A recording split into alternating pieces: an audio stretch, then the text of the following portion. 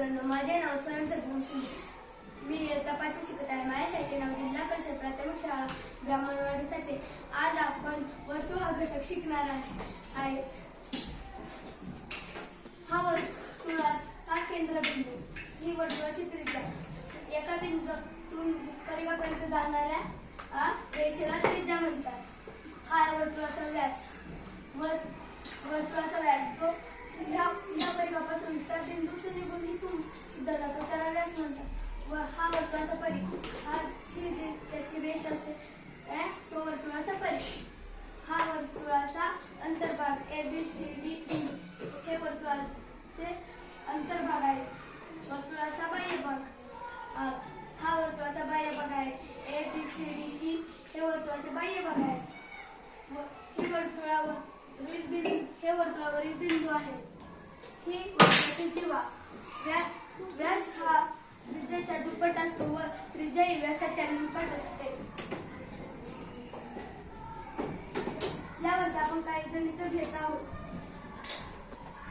जर त्रिज्या 5 सेमी असेल तर तिचा व्यास किती? तर त्रिज्येची दुप्पट म्हणजे व्यास येतो, म्हणून 5 गुणिले 2 बरोबर 10 सेमी व्यास.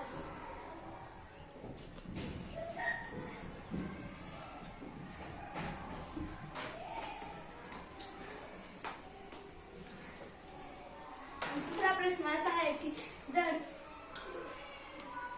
व्यास हा 20 सेमी असेल तर त्याची त्रिज्या किती?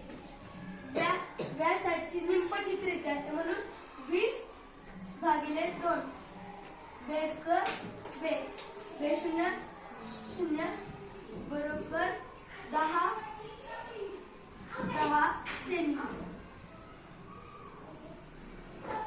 10 ही व्यासाची त्रिज्या झाली.